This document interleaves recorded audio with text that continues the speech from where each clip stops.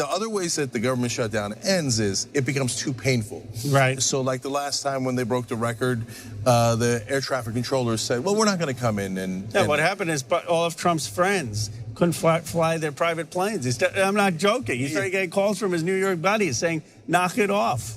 Yeah, so that's going to happen again at some point. Right. TSA is not going to show up, air traffic controller. Right. If it takes maybe it's not a week, maybe it's a month. If it's not a month, it's definitely 2 months. Yeah. Okay, but at some point, that's going to snap. At some point. Right? Yeah. So when that snaps, either the Freedom Caucus has to bend. Right. Or McCarthy has to get Democratic votes. Correct. Then there's no way around that, right? Yeah. Okay, so let's assume the Freedom Caucus says, I don't give a damn about the soldiers, I don't care about the air traffic controllers, I'm not taking any flights, I don't care. Right. I'm never going to give you the votes. Right. Which is entirely possible. It's possible. It is possible, okay? At that point, when McCarthy presumably comes to the Democrats because he literally has no other choice. Right.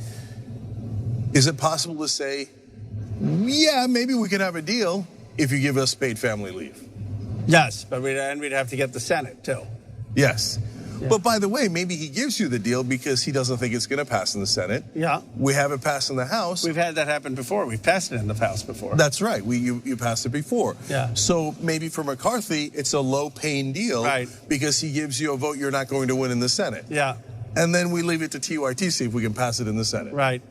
Does that sound like a deal? Yeah, absolutely. If we can get McCarthy to need Democratic votes. And that, I think, is something that the community watching can mobilize around with the Democrats, because we're the ones who are going to listen most to you, is what are the one or two priorities you want if there was a deal? What is it paid family leave? Maybe what I'm hearing. Is it something else? What's an achievable one? And don't say Medicare for all, because that's not, I'm for it. But you need Bernie as president. You need a progressive as president. But things like this that Biden has run on, that are part of the Biden agenda, what can we push for? Yeah. So I totally agree with you. You got to be practical. So like the whole country would love to end gerrymandering. That polls around 90%, right?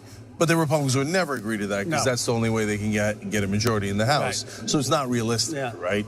But paid family leave, whether it's 74% of their own voters agree, it doesn't get any more realistic than that.